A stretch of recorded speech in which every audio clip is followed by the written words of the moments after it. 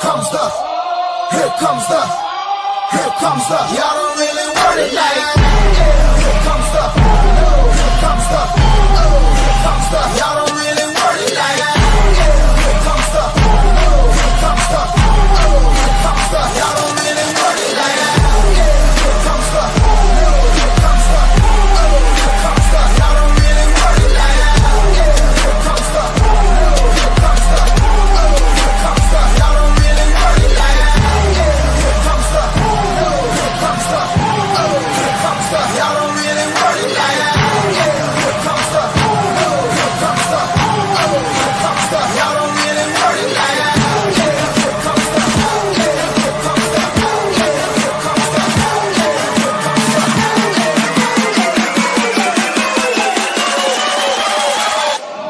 here comes the. Here comes the.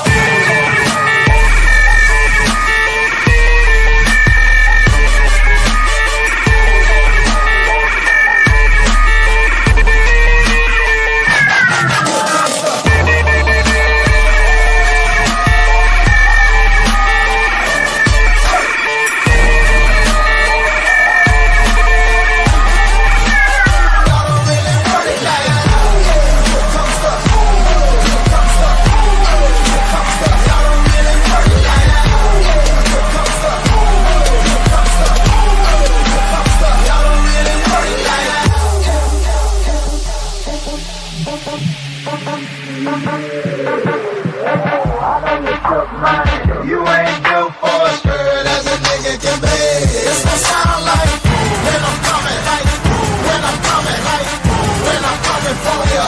It's gonna sound like when I'm coming, like when I'm coming, like when I come for ya. It's gonna sound like here comes the, here comes the, here comes the, here comes the.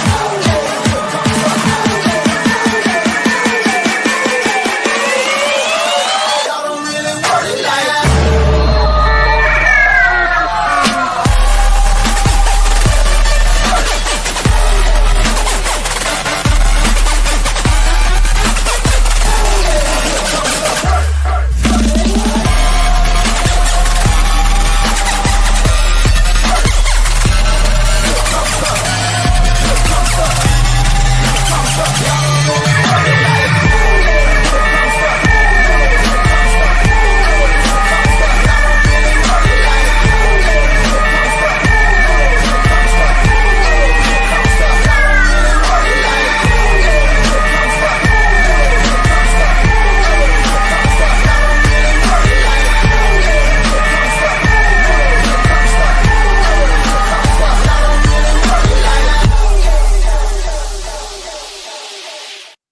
What's going on, beautiful people? Happy Sunday morning. Welcome to the Betting News Network. This is the Gridiron Gang. We have made it to Sunday, week 13 of the NFL. Thanks for stopping by and kicking it with us to start off your Sunday. Vibes are high. That is Trizzy Betts. That's V South. That's just Sook. My name's Sweatpants Jesus. Stoked to have you guys here. Ready to rock and roll, boys. Jump into this. As Trizzy just said, this gross-ass slate. We got some funky games today in the NFL. It's getting to the point of the season where it's nasty weather outside. It's nasty matchups on the turf / the grass. And it's getting to the point where these games are starting to mean more and more as we get closer and closer to the playoffs. Boys, happy Sunday. Chat, what's going on? Welcome to the show. How we living, lads? Nobody? Sir, you had the most eventful weekend, and you're going to say you're Bueller. gonna go last? Bueller. He doesn't like to go first. He always goes last. Come on. He always feels weird not going. He always Guy feels literally weird. I'll go first. At the airport? Come on. I'll go first. I've had the type of weekend where last night I did nothing and I was in bed early and slept, but Friday is still catching up to me on Sunday, boys. No, that's how it goes. That's how it goes. It's also the holidays. Like it's not a holiday for you specifically, but I'm sure if you can make an excuse to make it feel like a holiday. Yeah, I worked a full day on Thursday. I was just watching you boys have fun. As you should. Well, there was a lot of I football. wanted turkey so bad. I wanted to go seek out turkey. Do you like Gen Raid, boys? Or was it a FOMO thing? Let's go. Thanks, DJ. Welcome to the show, guys. We're about to talk through this entire beautiful slate on NFL Sunday. Thanks for stopping by right here on the network. Appreciate you guys for being here. Shout out, DJ. W Raid. Absolutely. All right, lads. Well, should we just jump straight into it then? We got a huge slate today. We got all these games to talk about. We're going to do Stutter Dud to get the vibes moving to talk about some fantasy, and then we'll do some parlay cooking. at the end of the show. Appreciate all you guys for hanging out with us. Yeah. Appreciate you, Steak. Let's get it. All right, boys, let's go straight to it. Let's jump to let's play Stud or Dud. Let's start it off. This is your weekly reminder to set your fantasy lineups if you have not already. Hopefully some of you guys are still in the fantasy playoffs. If you're not, GG's. If you are, congratulations. You're smarter than everybody else. Thank you, DJ. I just said thank you 3 times. Yeah. It was probably somebody else that didn't say thank you. I'm a thankful guy. It's also Thanksgiving. How can you not be thankful? That sounds like a UYU thing, maybe. Yeah, maybe. Yeah. Maybe. Definitely does. Yeah, absolutely. All right, let's get after it. Let's go to quarterbacks today. Interesting one here, boys. We'll talk about this game a little bit later, but Jacoby Brissett, the number 7 ranked quarterback on ESPN this week, taking on the Bucs, has been awesome. 33 and 49 last week, 317, and just a singular passing touchdown. Kind of went out for that game just for a little bit. But, I mean, at this point, weirdly to say in 2025, at this particular point of the season, if you got Jacoby Brissett on your lineup, you're probably trotting him out there against that Bucs defense. We'll talk about the game in a little bit. But, chat, let us know. What do you think? Stud or Dud? Triz, I'll let you lead us off. Do you think Jacoby's going to continue slinging it today? I mean, I just like for how he's been playing these past 5-6 games here, it's incredible, man. This guy seems to be leading this offense very well. I oddly like the under in this game, so I don't exactly know how well he's going to do. But I mean, it just based off of what he's been doing, you kind of have to roll him out there. I do, like I said, I like the under here. I think it's going to be a little bit more of a grudge match, a little bit more of a slugfest, keep the ball on the ground a little bit more. But at the same time, he is great in garbage time as well. There's been a few weeks here, especially against Seattle, they were getting blown out and he still managed to collect 16, 17, 20 points, something like that, just throwing a couple touchdowns in garbage time. So, there's that upside, but yeah, you got to start him. You guys got anything else to add about Jacoby, or should we move on to the running backs? Goats are muted. I was just gonna say that I know that Trizzy just said he leans on the under here, but this Bucs team is giving up 4.7 touchdowns per game over the last 3 games. This offense has scored 3 or more touchdowns in 5 of his 6 starts. The offense is moving. He's been playing really well. And guys like Trey McBride, Michael Wilson, and he's getting one of his weapons back in Marvin Harrison Jr. this week. I would start him if I was like in a situation where I have to, but I mean, there's a lot of options, right? Holy fuck, I wish I was wearing my Bucks quarter zip as you guys shit all over my team. Do you guys hear Todd Bowles' trash talk before the game? He said Kyler is the better runner, but Jacoby can actually sling it. So I'm excited to see what this game comes down to, because I think that Todd Bowles is known for his blitz packages, and over recent weeks it's kind of been questioned. So I do think that this will be a litmus test for the Bucs, who have struggled and have not the best schedule going forward, and Carolina nipping at the heels. So I'm excited for this game, and just because I'm a Bucs fan, I'm gonna go absolute fucking dud. He's gonna see Levante David or Vita Vea come right up his ass. Oh my god.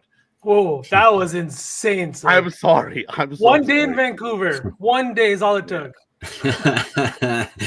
He also gets Jesus Christ. Pause. No, not even a pause either. Just let that one slip. Yeah, just time out. Take a pause. He also gets Marvin Harrison Jr. back today. Hasn't had him in the last couple of weeks. I mean, Michael Wilson and Trey McBride have been awesome in this offense over the last 2 weeks since Brissett took over, or I guess maybe a little longer than that. But Marvin Harrison Jr. obviously gets back in here too. Yes. How do you think he plays? Maybe Vsauce can talk about this, but you're coming back from a appendectomy, correct? We'll talk about it when we get to the game. Okay. I got some thoughts on that. We can talk about that when we get to the game. But I think overall, if you got Brissett, weirdly enough, you're probably starting him. Yeah, I like that too. That's not a bad look as well. You can also look at his yards as well. I mean, even like you said, if you're worried about him scoring touchdowns, he only had 1 passing touchdown last week, but still had 300 yards. So, yeah, there we go. All right, let's move to the running backs. Jonathan Taylor, stud or dud, number 4 ranked running back on ESPN this week. Obviously, if you got JT, you're starting him. But tough matchup today against the Texans in that battle in the AFC South. Huge game for both teams. Last week, 16 carries for 58 yards, no touchdowns, only 2 catches for 8 yards as they dropped that game to the Chiefs. Danny Dimes on a bum leg today. Maybe they're going to lean on JT a little bit more. Sauce Man? I think you're muted because of the I dog. was, yeah, sorry. Dog started barking immediately. But, You're good. What's up with JT today? I think it's going to be one of those games. I know that this is a tough matchup with the Texans, but Daniel Jones is going to be – his mobility is going to be limited, right? We saw with the fractured fibula. I know he's still going to play, and I know he played through it last week.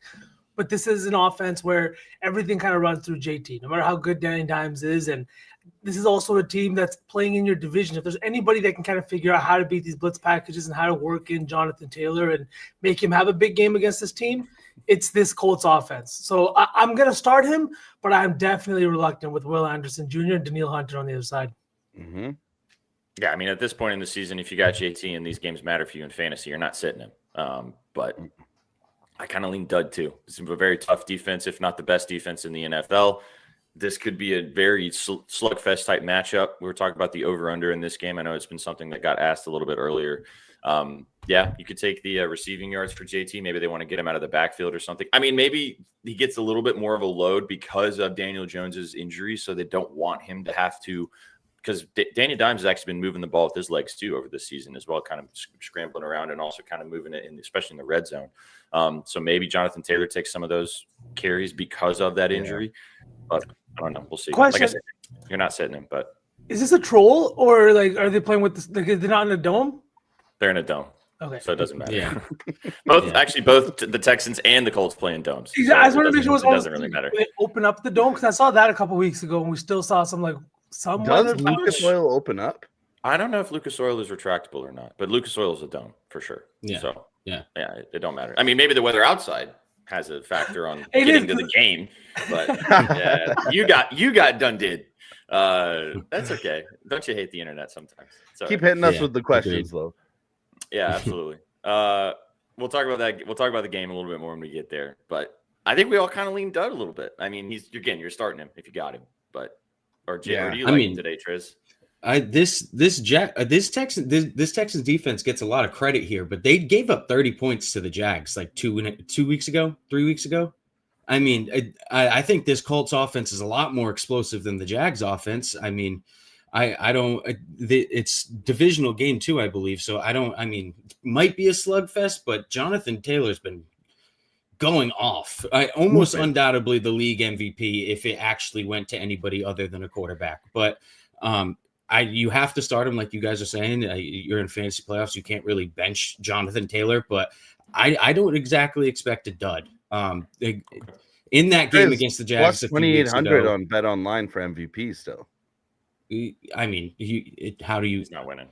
You can't. No, it's a quarterback's award. You can't take it. Yeah, you can't take it. But in that game against the Jags a couple of weeks ago, ETN went for 20 fantasy points. So again, Jonathan Taylor, a lot better back than Travis Etienne. So, I mean, it might not be one of his 30, 40-point explosions, but I still think he's good for a solid 15, 20. He's probably going to score a touchdown, you know? Yeah. Mm-hmm. Just to answer this question real quick. Stroud's coming back. I understand that, but Davis Mills looked good in this offense, but it's not like he wasn't getting sacked. He was still under pressure. He got sacked, I believe, 8 times over the last 3 weeks. So I'm not exactly sure how I feel about starting Stroud.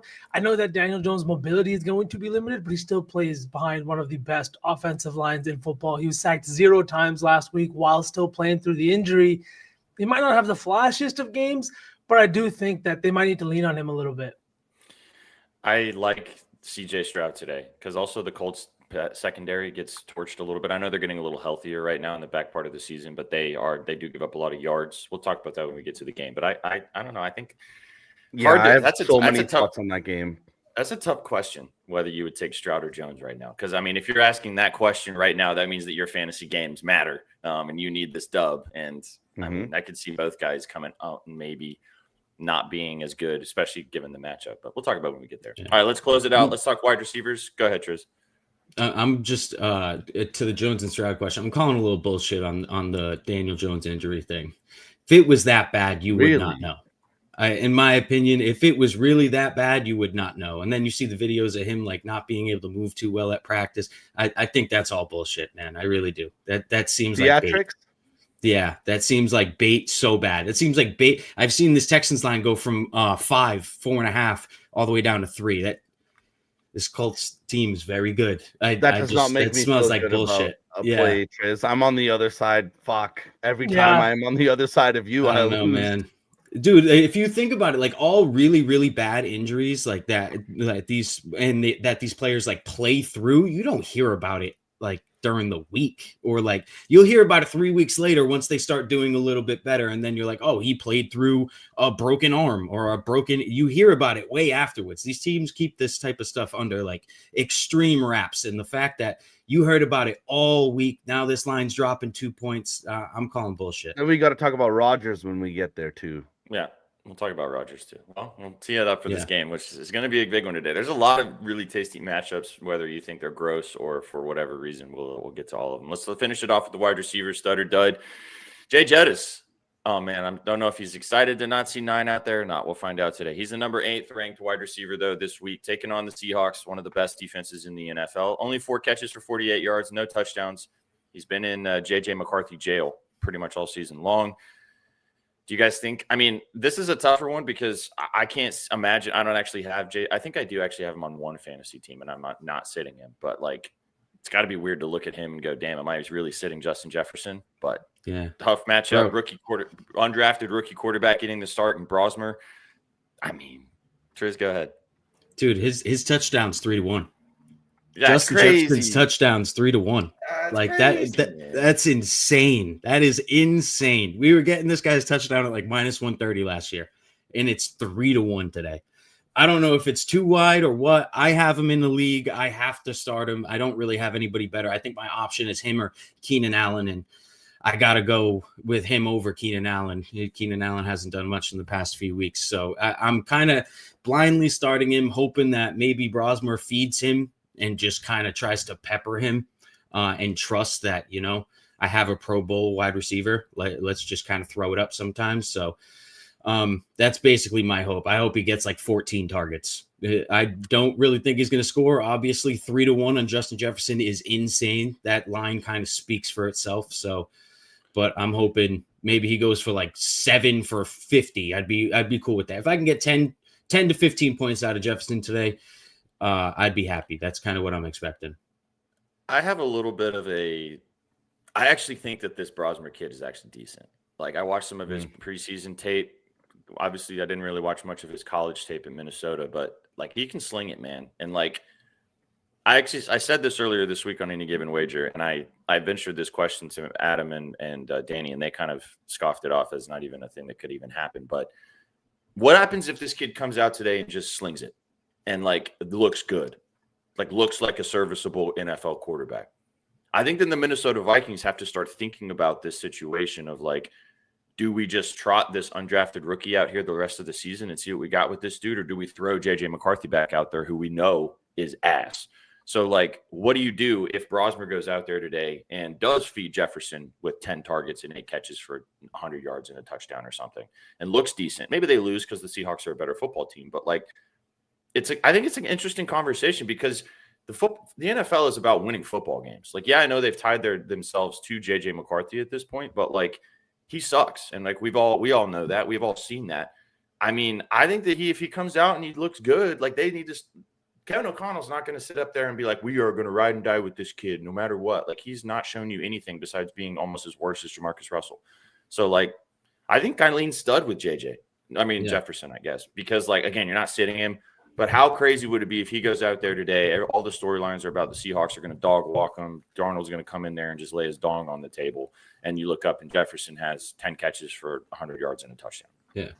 What I think needs to be said, too, about the JJ situation is Kevin O'Connell's track record with quarterbacks speaks for itself. Like, it's genuinely, and it's not just 1, 2, 3. It's like 4, 5, 6 deep. If you go back, even back with his time with the Rams, you know what I mean? Like, I find it very hard to believe that it's just not, it's like not working with JJ. I think it says way more about JJ, the fact that it isn't working with him. It's like, you can't say O'Connell kind of fell off a cliff with what he's best at. I just think it says more about the player. And if Brosmer comes in here and really succeeds, and he's had half a season under O'Connell, I think that kind of says something to the Vikings front office a little bit. So I'm kind of hoping Brosmer balls, but yeah.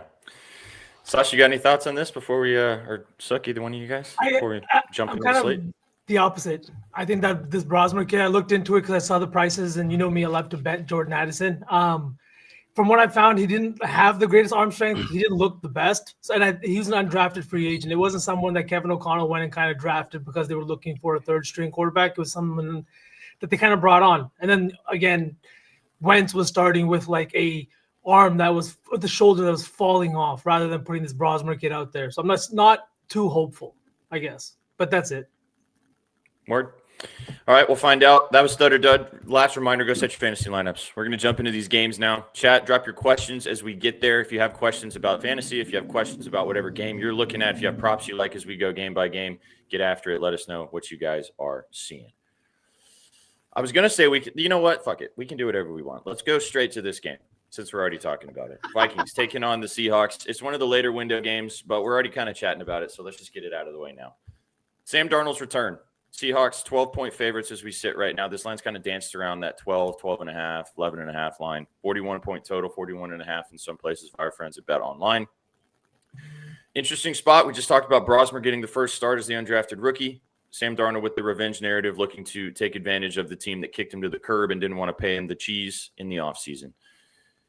Sauceman, I'll let you lead us off. What do you like in this game? Man, I really, really like the Seahawks in this one, but the -12 spread was really just like way too many points for me to want to take here. So many questions with the Vikings here and the way that they play defense, right? They're always likely to force some turnovers.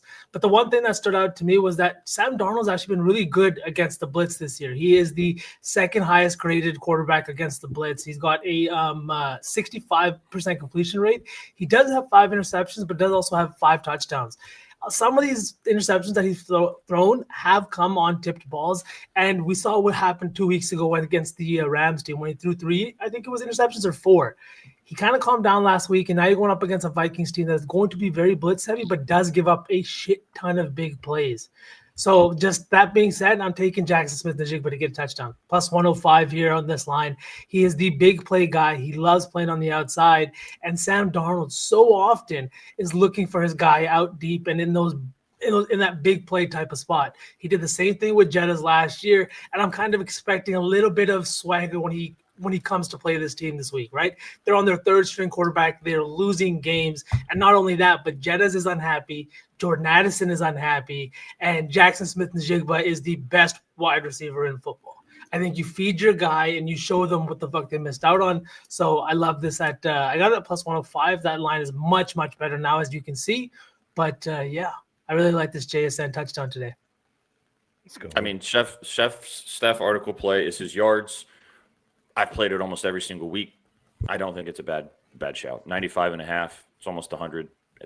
Set that for a reason. So I think that this spread, though, is big. It's big for a reason, but is big. Adam in the staff article did do the 11.5 as his play as well. If you want to go check out our staff article at bettingnews.com, all 12 of our team put down their favorite plays. We've had a profitable week every single week of the NFL this season.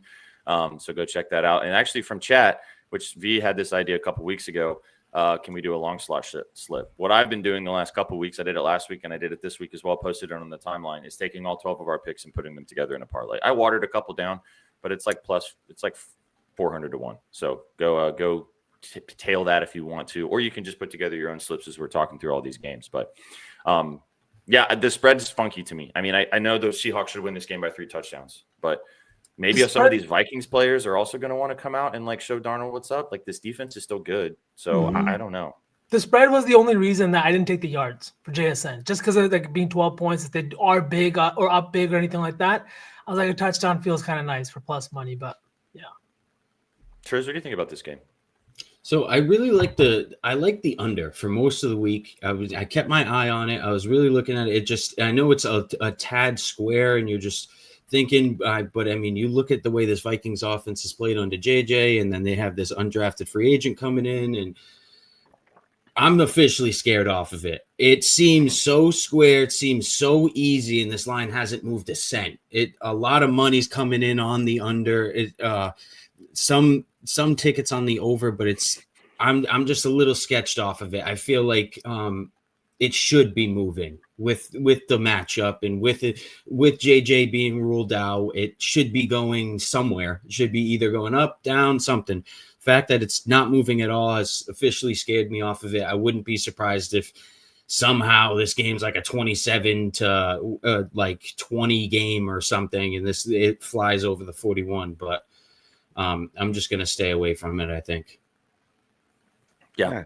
I kind of see that too, though, Triz. Like with the backup quarterback, I know it is square, but the Seahawks defense has been really, really good. Mm-hmm. Right? It's been Agreed. really good.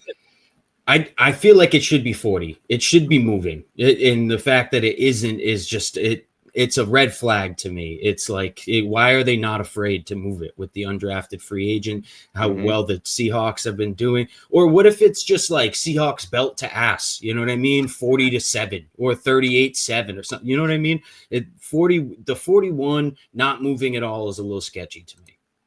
Yeah, I feel like that, boys. That's why I took the Seahawks for 4 sacks. They've hit in 2 of the last 3 weeks. They had the goose egg 2 weeks ago, but this team is for real. I've talked about this before. I really do think that's the Legion of Boom 2.0. They're 4th in sacks on the season. If they want to chase that top spot, they're going to attack this kid that played in New Hampshire. He didn't even play in like a big school, like nothing. This is very crazy. He played in Minnesota, but yeah. Oh, last year he played in Minnesota. Yeah. Oh, but like, unless this kid is like some secret sauce guy that like we don't know about, like he's gonna get attacked and attacked repeatedly. So I took the plus money on the sacks. I like that too, sir, because new quarterback hasn't really played with this offense, and now you're holding the ball just a little bit longer than you should. Yeah. Yep. I like this too. I was maybe thinking about just the whole game team total, but the first half could be fun. I mean, that's 2 touchdowns. They could get that in the first quarter. So that's a good shout from Crazy Pellet. All right, boys, let's move on. Would not be surprised if the Seahawks win this game by 4 touchdowns. If Sam Darnold wants to go in there and just remind them what they used to have, would not surprise me whatsoever. But we shall see. All right, let's jump back. Let's talk about this game. Go back to the earlier slate, and then we will carry on from there. Talk about this one a little bit. Huge matchup in the AFC South. Jonathan Taylor and company hosting the CJ Stroud-led Texans. 3-point favorites, as Trizzy was talking about. This line was 5.5, kind of 5, 4.5 to start the week, and it's kind of trickled down to that 3 line. It's sitting pretty firmly at 3 right now. 44.5 point total in Lucas Oil Stadium today in Indianapolis. And as our chat was saying, it is a dome.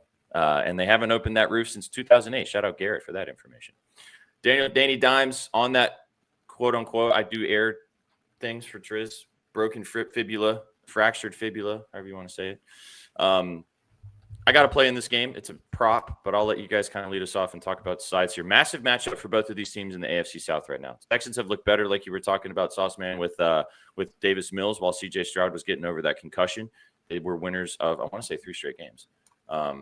Yeah, winners of 3 straight, winners of 4 of their last 5, climbing back into the race in the AFC and also in this division. The Colts have lost 2 of their last 3 and lost that game last week against the Chiefs. It feels like not a do or die game for the Colts right now, but I really don't think you want to drop this game for against the Texans in the division, because if just looking at the standings right now, if the Texans win this game, they're 7-5 and the Colts are 8-4, 1 game back basically. And the way that the Colts were a couple weeks ago, 3 or 4 weeks ago in this division, you wouldn't even think that would be a question right now. But as we know, the wins start stacking and things can get a little bit different. However, if the Colts win this game 9-3 and then the Texans are 6-6, that feels like a foregone conclusion that the Colts are going to win the AFC South.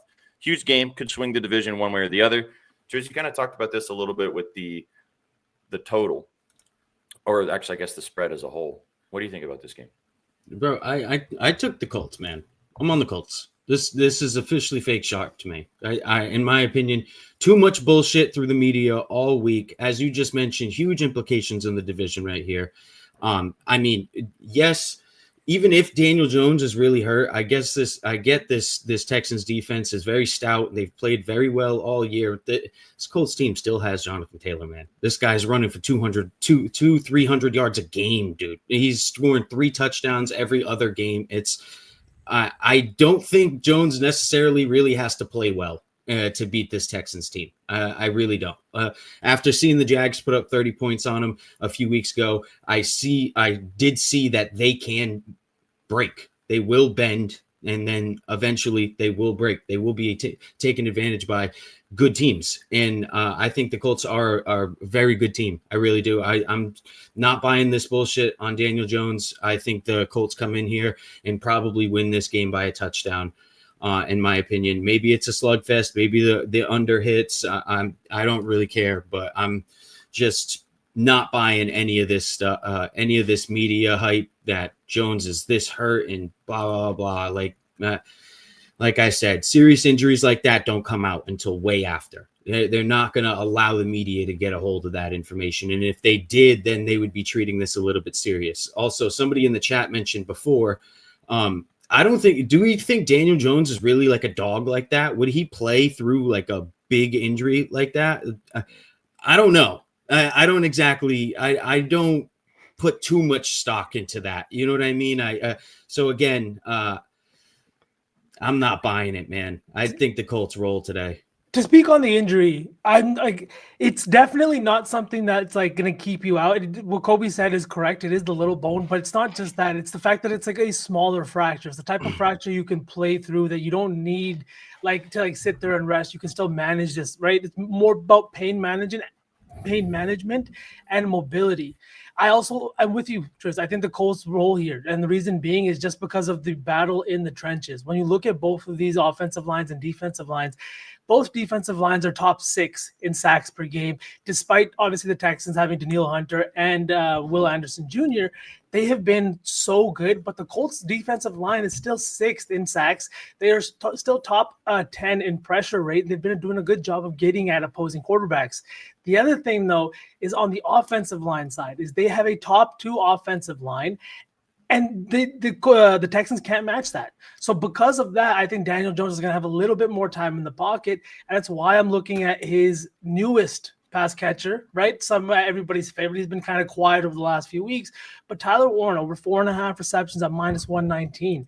This is a Texans team that runs zone defense at a top 10 rate, and that's exactly what Warren has kind of cooked against this year. He has seen an insane target rate against zone defense this year, and after a few weeks of just kind of like flying under the radar, I think he gets back to really playing well, especially in a divisional matchup. This is a matchup where he hasn't played the Texans before. It's going to be the first of 2 matchups. And like SPJ said, it's one of the most important on the schedule. This could literally put them within 1 game of you if you don't play this well. And with the pass rush, I just think that Warren's targets are going to go up. And I like this line for him. I think the +200 for the touchdown is also fully live today. Facts. I'm just getting worse prices on all the touchdowns today. Is that what's going on? I mean, it's nothing. It's just a price, dude. The amount of times you take something and then moves the other direction and then it still slaps. It is what it is. It's also the limited builds I have available to me in Cali. Yeah, you can't shop around as much as everybody else. All right, I'll talk about my favorite play in this game. I kind of lean with the Texans, man. I don't know. I feel like the Texans are going to stick around in this one, and it's kind of like they're at the point where all of these games are meaning so much more for them. Not to say that doesn't mean the same for the Colts. I also think that CJ Stroud's going to come out today and ball out a little bit because he's had to watch Davis Mills lead this team for the last 3 weeks, 3 straight wins. I think CJ is going to go back out there and remind everybody that he's still the guy in Houston. People have been kind of I've been saying it, that they've looked just as good, maybe / better with Davis Mills starting. I don't know. Wouldn't you want to come out and like put it out on the table because of that and like show a not very good secondary that you are still the guy? Their offensive line is not fantastic, so maybe that defensive line does cause them problems for the Colts. But I'm taking Nico Collins over 66.5 receiving yards. I like it laddered all the way up to 100. This is one of those matchups, kind of like when he plays Jacksonville. He absolutely feasts. In his last 3 games against Indianapolis obviously playing them a lot as division foes, 117 receiving yards, 195 receiving yards, and 146 receiving yards. The last 2 games, both in Indianapolis, like I mentioned, 117 and 195.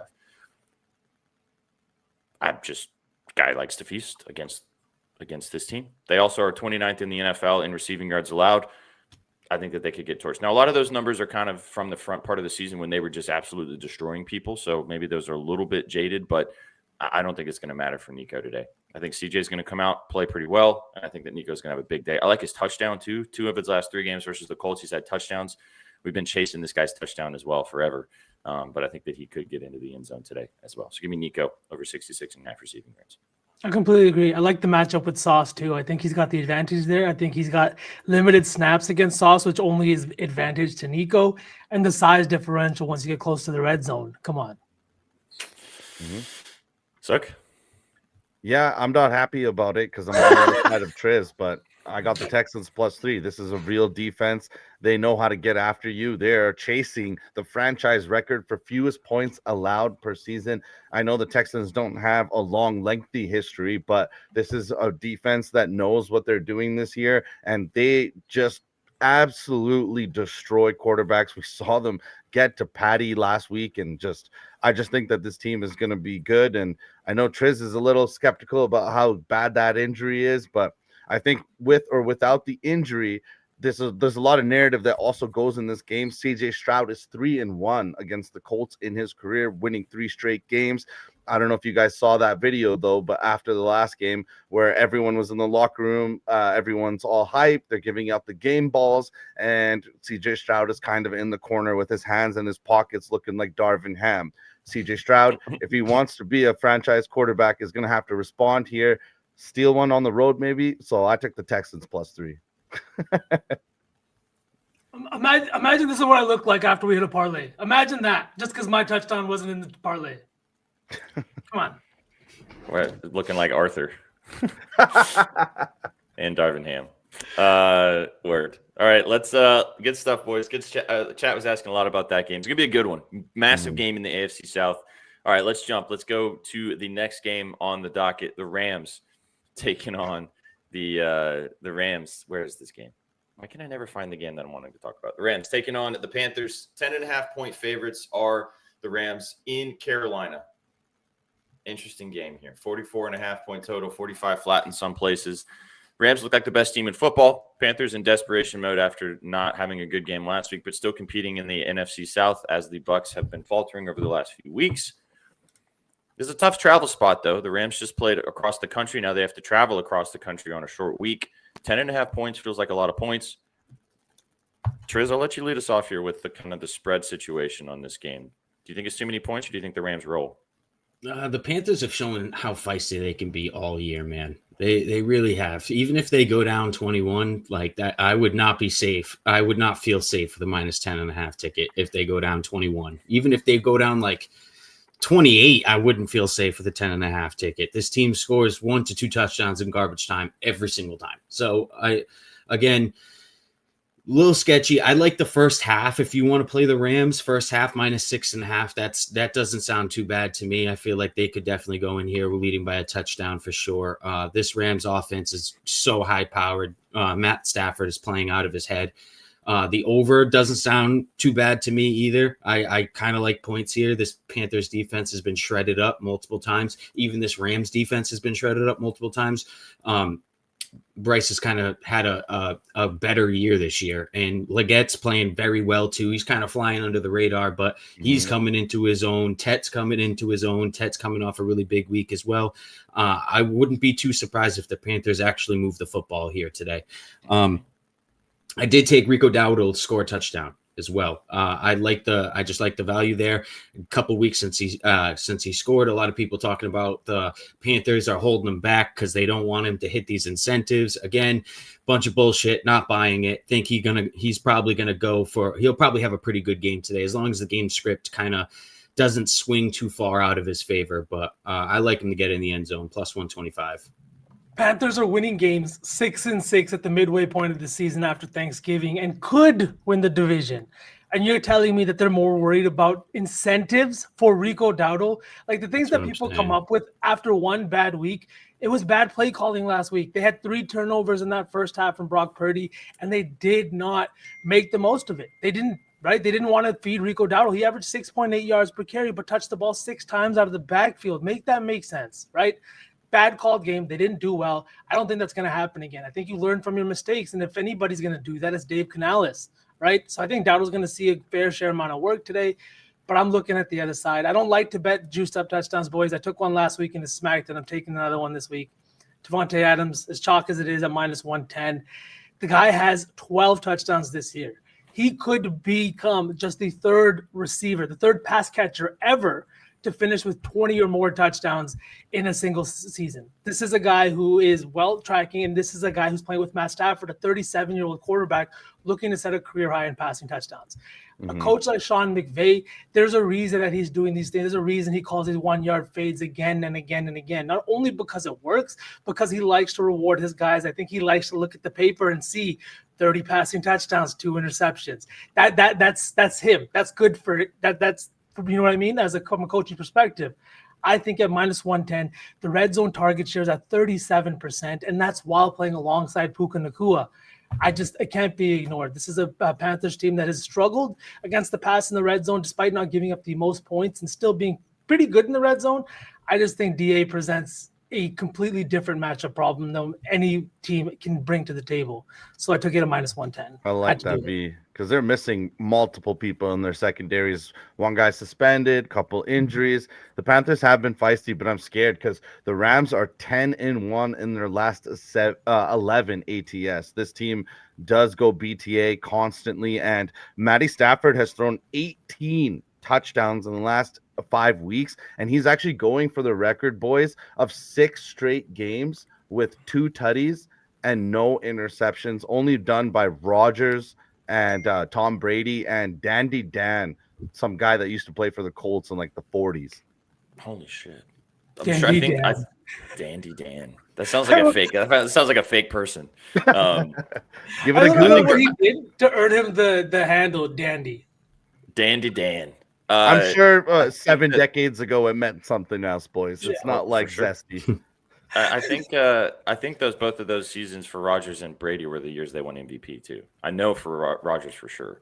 But you just know Sean McVay has a burner somewhere on Twitter, and he's having Stafford for MVP debates with Drake May fans, like literally somewhere on Twitter. Well, Stafford's minus 250 at this point, so I mean, I don't know how much debate. Would you guys touch the 3 tutties? Because the record is for 2 with no interceptions. 3 tutties is plus money. The 3 at plus money feels. I know Kate had it as her staff article play, and she was like, It doesn't matter if it's bait, I'm taking it," which I could totally see it. And the way Adams has been, I mean, Devontae Adams said that this is the most fun he's ever had playing football, and he played with Rodgers in his prime. So, I mean, and the way that they're finding him also in the red zone, like V was talking about, some of those 1-yard fades, they're like, you don't do that unless you have an elite connection with your quarterback and like you feel comfortable. So, yeah, you could take the INT to go the other direction. You could also take both and then just see what happens. Or maybe both happens. Maybe he has 3 touchdowns, 4 touchdowns, and a pick.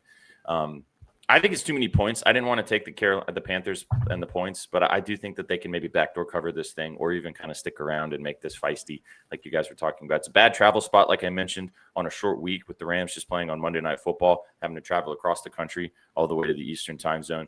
I know that these guys are professionals and it doesn't really matter. So there's a way to do that too, Owen. But for the record, I do think that they're going to be leading for portions of this game, so they're going to want to run the football. And Sean McVay does at the end of the day, even how good with Stafford's been, even though with how good Stafford has been, likes to establish the run. And I know that Kyron Williams has been awesome, but so is Blake Corum. So give me Blake Corum over 33.5 rushing yards. Hasn't hit this in back-to-back weeks, but in the weeks that he's gotten ample opportunity, 56, 58, and 37 in 3 games before his 2 duds. And I do think if this game does start getting away, and if they are up a couple touchdowns, that Corum's going to get a plenty of opportunity here. So I like this as a ladder spot too, up to 40 or 50. But I just went for the lower number. Also, the Panthers have been getting gashed on the ground. They're not only 18th in the NFL right now in rushing yards allowed, but over the last 5 or 6 weeks, they've been getting torched. McCaffrey went for 89. Brian Robinson went for 40. Tyler Algier only had 10, but Bijan went for 104. Kamara went for 83. Devin Neal, who's his backup, who's like, he's actually starting today. We'll talk about that in a bit. 22 yards. Josh Jacobs went for 87. So they've been getting kind of gashed on the ground. And as you mentioned, Six, I got a lot of injuries on that side too. So I really like Corum here. Don't hate his touchdown either if you want to sprinkle on the TD for the value as well. I really like Corum. They've been seeing a lot more splits, and I think that the NFL is headed towards if you have 2 elite running backs, it's not a bad thing anymore. So I love this. 100%, baby. All right, boys, let's keep it moving. Chad, drop a dub if you're enjoying the show so far. Week 13 in the NFL. We got a lot of new people tuning in. Thanks to the DJ and Raid and some other people stopping by and kicking it with us. Drop a dub if you're watching us on Twitch. If you're watching us on YouTube or X, thanks for being here. But come to Twitch, twitch.tv/bettingnews. It's the best viewing experience to get involved with the chat and drop your favorite plays and ask us some questions. You guys got a watch on? It's Shador time. 49ers at Browns. Browns plus 5.5 right now. 35.5 point total. As we're looking at it right now, one of the lowest totals, if not the lowest total on the board. Shador getting his second straight start for Dylan Gabriel. Last week was because of injury. This week is because Kevin Stefanski pretty much had no choice. This is a really interesting game. Sauceman, I'll let you kind of lead us off here because I know you got thoughts on this when you wrote about this game. You've been talking about it all week. Is it Shador time? Shador probably going to be trash today. Like, it's his second NFL start. But I think that this is a Browns team that could be feisty just because of Myles Garrett. Myles Garrett set a career high in sacks, boys, and it's week 13. They've played in 11 games so far this year. The team had, I think it was 8 sacks last week. The defensive line completely has been fantastic. And now they're going up against a Niners team where we've seen Brock Purdy struggle against pressure, right? And that's a reason that I'm just not fully sold on this 5.5. Trizzy, before I let you go, I do want to ask you too, is this 5.5 kind of short? It feels like with the Niners team and how well they've played over the last 2 weeks, the offense is rolling 44 points 2 weeks ago. Last week's game, not so nice, but the Panthers defense is a little bit better. But this is a dog pound defense. Myles Garrett, Brock Purdy, and the weather's really ugly in this one from what I'm looking at in Cleveland. Do you think this 5.5 is kind of short? I do think the 5.5 is a tad short. I also think the total is sus as hell too. Last week I took the Browns over against the Raiders and got unexplainable shit happened in the end of that game. Like genuinely, the Browns punted from the 29-yard line. From the 29-yard line, they punted. It was nasty work. No, you're not going to tell me Vegas was not involved in that in some way or another. It's unexplainable. I don't see why. There's no valid reason why you punt from the 29 there.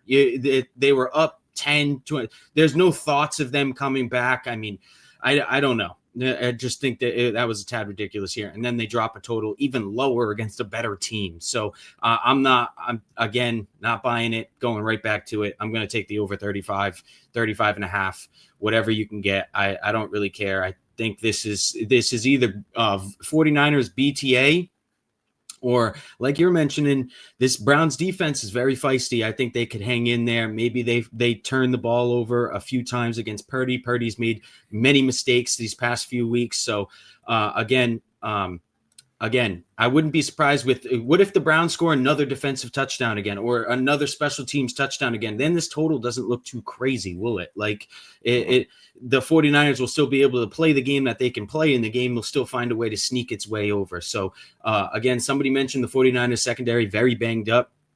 Shador hit a big play last week. He should have had a couple of big plays that hit last week.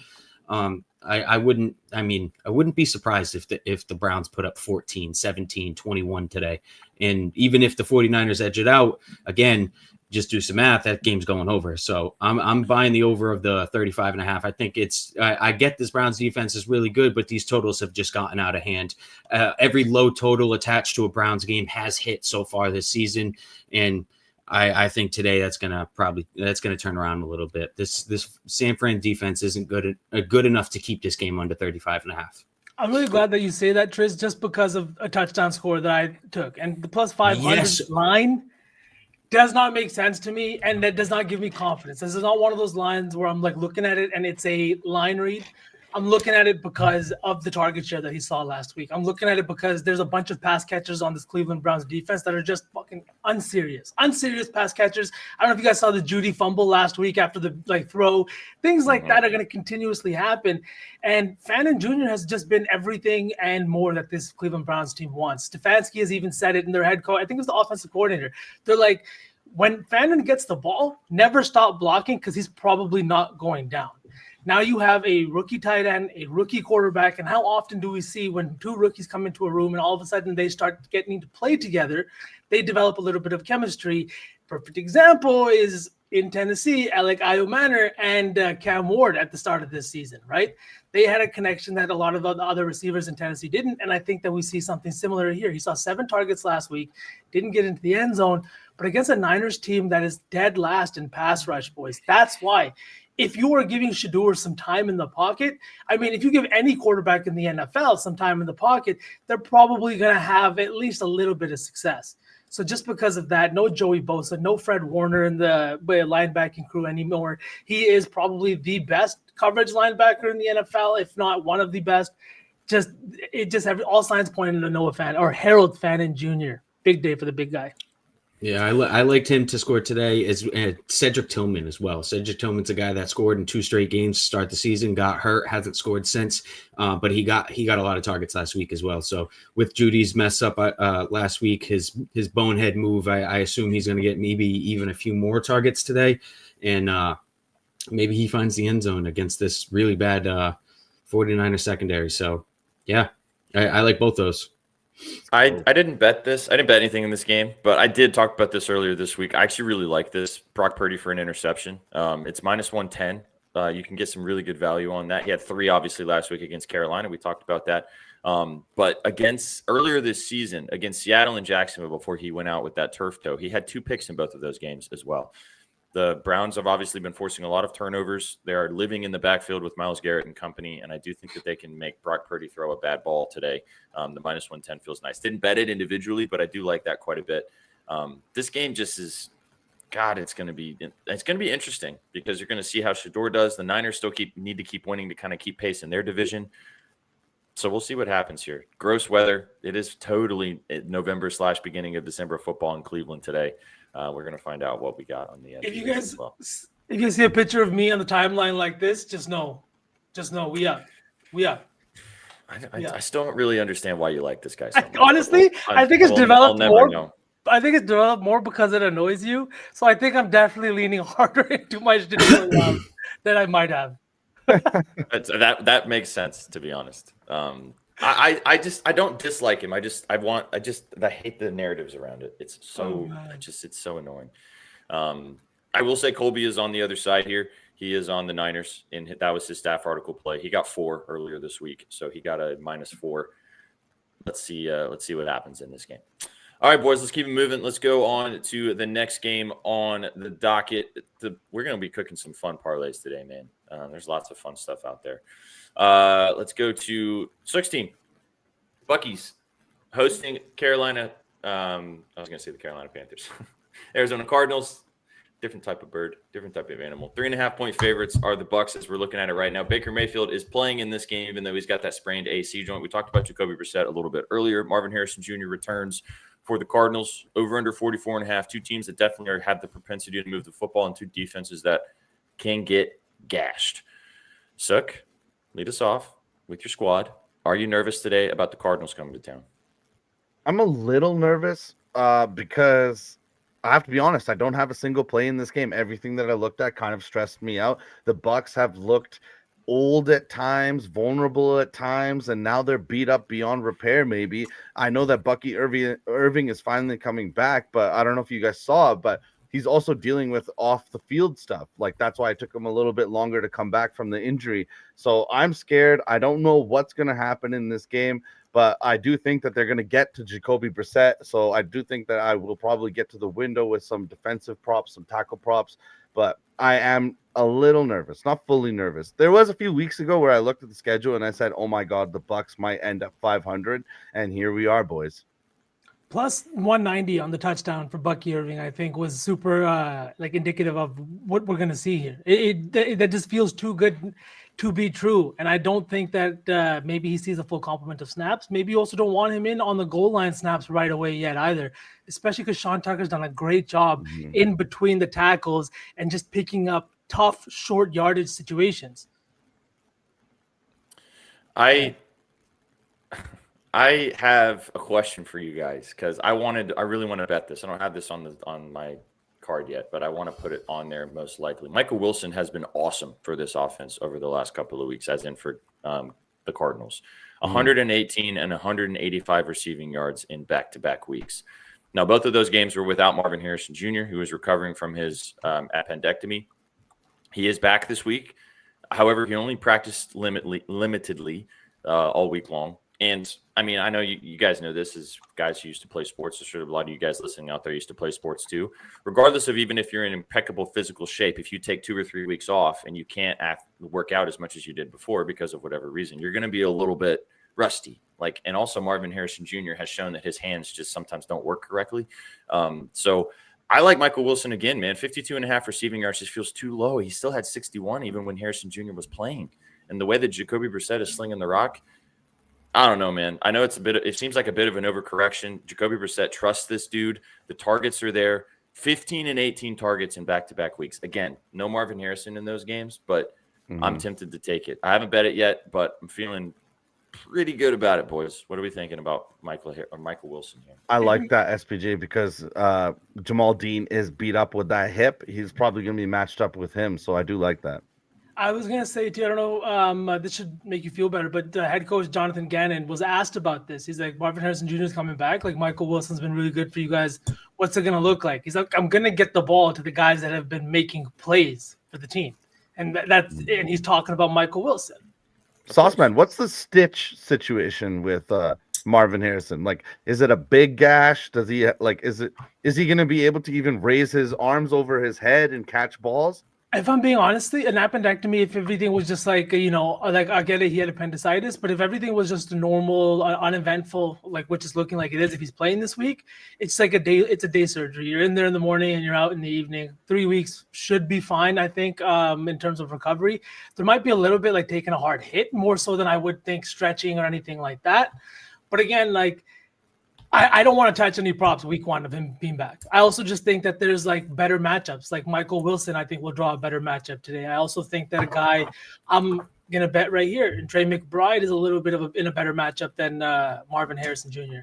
Reason being is just the zone schemes. Trey McBride has cooked zone this year, and not only that, but as soon as Brissett came under center, his production exploded. He's averaging 11.7 targets per game over the last 6 games, averaging just under 90 yards per game, and he's scored a touchdown in 5 of the 6 games he's played with Brissett under center.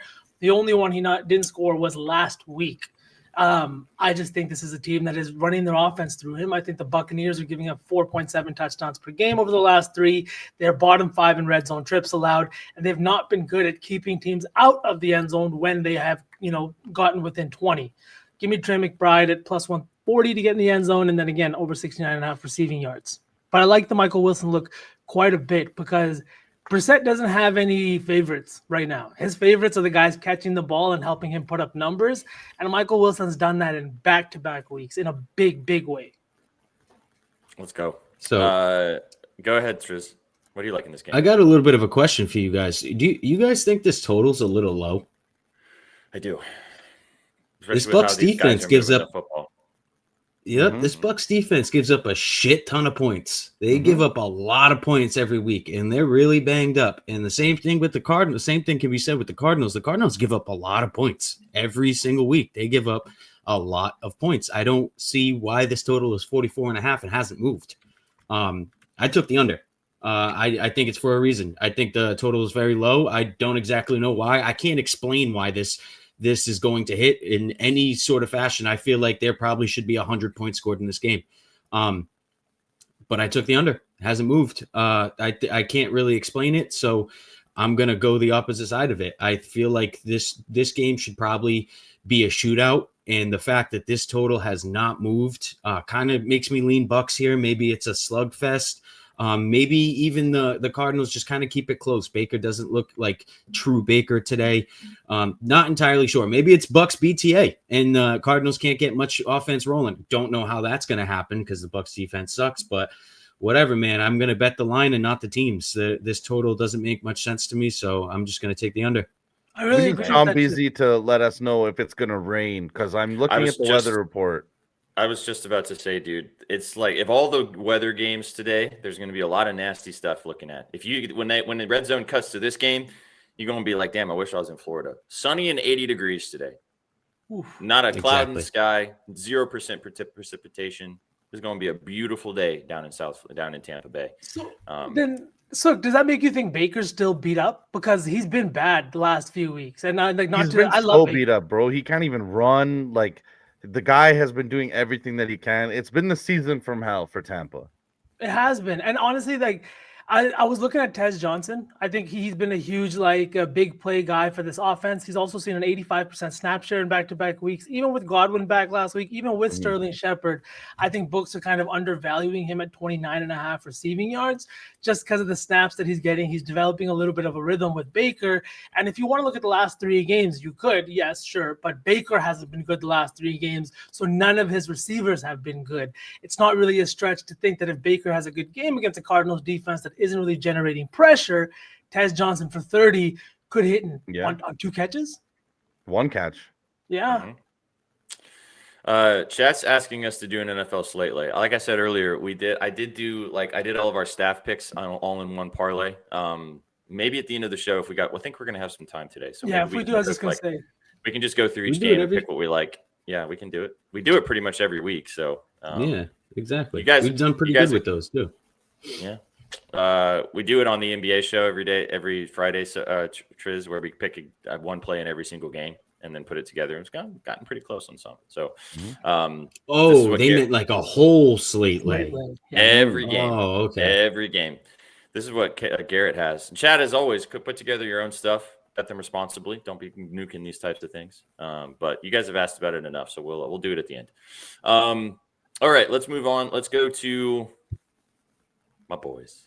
Tennessee Titans hosting the Jacksonville Jaguars today in Tennessee. 6-point dogs are the Titans at home. Over-under set at 42 in this game.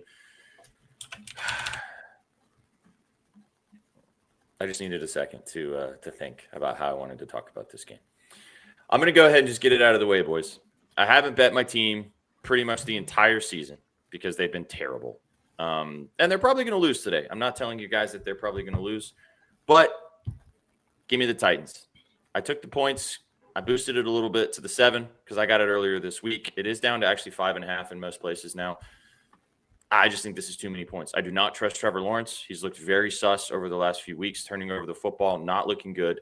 And I trust Cam Ward. Cam Ward has played the top 5 in most statistical categories at the quarterback position from an EPA perspective, from all those advanced analytics, and also just from the eye test, from me watching this guy play every single snap. It looks like he's finally starting to figure it out on the NFL level. And he has had just the worst defenses that he's had to play over the last 3 weeks. Just took on one of the best in the Seattle Seahawks, took on the Texans, looked really good against the Texans as well, one of the best defenses in the NFL. I think the Titans stick around here. Now, maybe I'm eating my crow because, again, this team sucks. So, I don't want to sit here and say that I feel great about taking this today, but this feels like the right side. I did sprinkle on the money line because I think that they could blow a lot of survivors today, especially with what we saw earlier this week in the survivor carnage. A lot of people were running to take Jacksonville this week. I just think this team is fraudulent. Now, do I think the Jags have the propensity to go in Tennessee and win this game by 2 touchdowns? Of course. Again, the Titans are one of the worst teams in football. But I really think that they're on a little bit of an upward trajectory, and I really trust Cam Ward in this spot to come out and sling the football, especially in a good matchup with one of the worst passing defenses in the NFL on the Jacksonville side of things. So if the Titans can move the ball, if Cam Ward can continue his upwards trajectory, I think that the Titans can stick around and maybe even steal one and make me a happy boy on this beautiful Sunday. Thank you for letting me get that out. I haven't talked about my team a lot this year, so you've had to not listen to it for most of weeks. But this is the week that I feel good about them, which is probably just to give you your flowers. Decision. You've told us to bet them, I think, 3 times this year on the spread, and 3 times they have covered the spreads in those games. I think one was against the Cardinals where they won that one outright. The other one was, I think it was last week, the 13.5, and there was one more sprinkled in there somewhere. So, this year, you have not only been very calm about betting them, but very surgical about when you do. And Cam Ward, his tape from the last 3 weeks, maybe the last 4 weeks, has been some elite stuff. I know he's looked great all year, but the offensive line looks like they might be figuring it out just a little bit. He looks like he's got just a little bit more time in the pocket. I think DK's emergence on the offense, not just special teams, has really helped open up the field. I like everything that's going on that. That being said, I am looking for pain. I'm looking for pain. I've done this again and again, and I continue to bet this guy. And every single time it's painful. Over 44.5 receiving yards for Brian Thomas Jr. He's coming back into the lineup after missing 3 games with an ankle injury. And I'm just hoping that this guy took some time to get healthy, whether it was his rib injury, whatever it was. But this is a Tennessee team that has just not been able to stop opposing wide receiver ones. They've given up 69 plus yards to every single wide receiver one that they have faced this year. And you have a guy like Brian Thomas Jr., your offense has been struggling over the last few weeks. And if you hope to make a playoff push here, especially with the way the division's going, the Texans are winning games all of a sudden, you need to install this guy back into your offense. I think the over 44.5 line is just low enough for me to put myself out there for some pain. I love it. Before you guys talk about this game a little bit further, let's put our dancing shoes on because the Rithmm play of the day is in this game, and it's also my favorite play on the entire slate. Let's get to it. This is the rhythm of my life, my life. Oh yeah, I know you wanna say it. This is the rhythm of the night.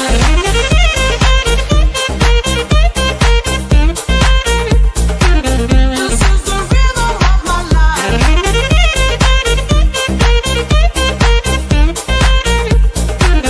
This is the rhythm of my life.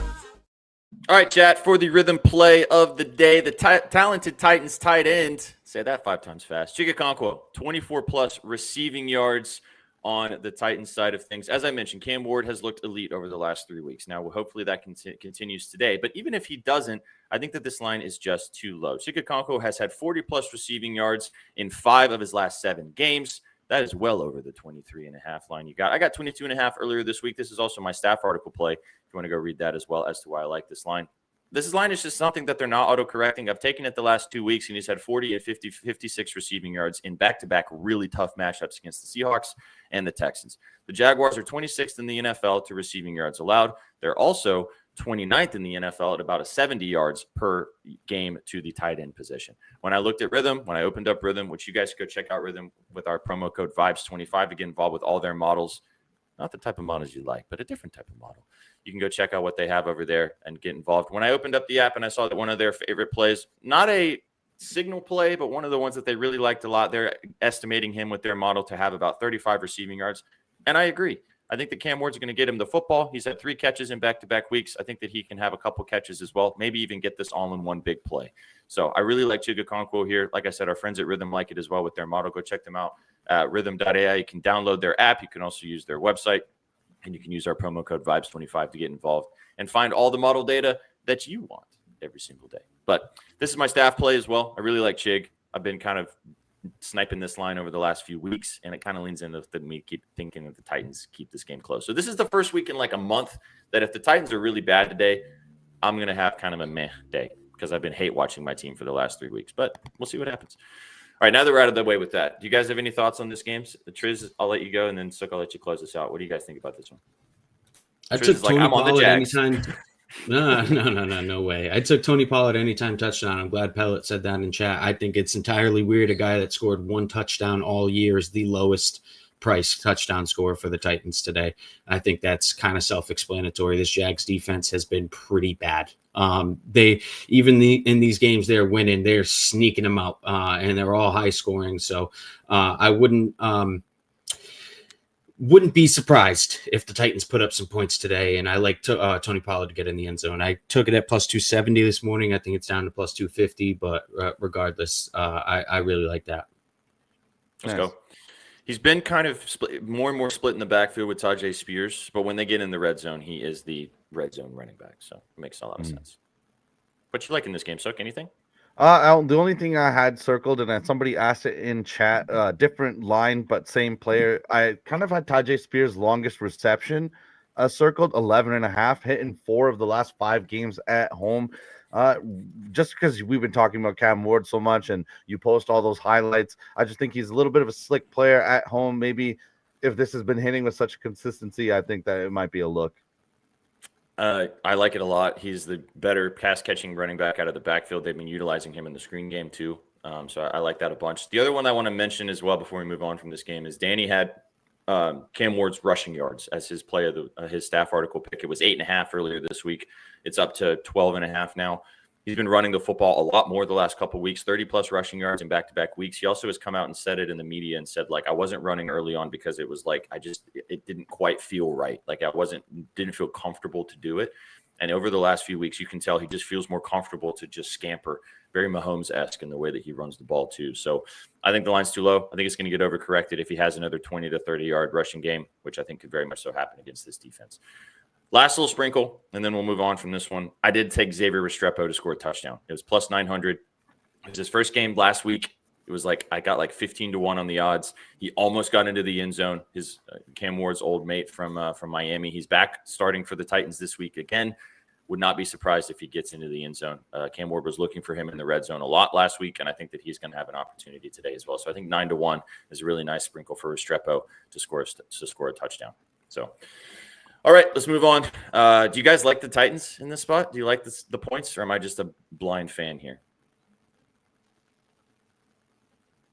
No solid opinions. Fair enough. It feels like it does feel like too many points for this Jags team. This Jags team kind of skates away with wins week in, week out. So it does feel like too many points. All right, now that sounds good. I mean, I might tail you just because I don't like the Jags coach. Forever, F you to that guy. I would suggest buying the 5.5. I don't like. I like the 6.5 / the 7. Okay, obviously. Good to know. Was originally, so I think that line move could matter. But again, I sprinkled on them in the win outright, so who cares? Okay, let's move on. Taking on the Saints. Really interesting spot here. 5-point favorites are the Dolphins at home in the game in sunny South Florida. Taking on Tyler Shuck and the Saints. 41.5-point total.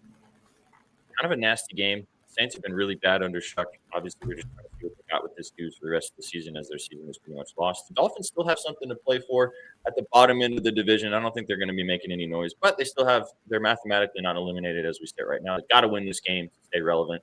Tua and company looking to take advantage of a pretty suspect Saints defense. Frizz, I'll let you kind of lead us off, dude.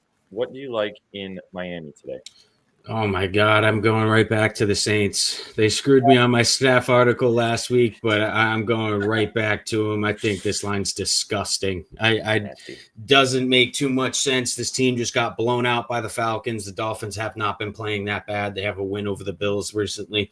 I think it's too many points. I don't exactly know why. I have zero faith in this rookie quarterback. Alvin Kamara ruled out. This line's kind of moving the other way. It doesn't make too much sense to me. I think this Devin Neal kid's pretty good. I remember Shaggy talking a lot about him last year, college football wise. Now he's on the Saints. He played pretty well last week. Don't exactly know how the Saints cover this game, but I'm going to take him again. I'm going to go right back to him here.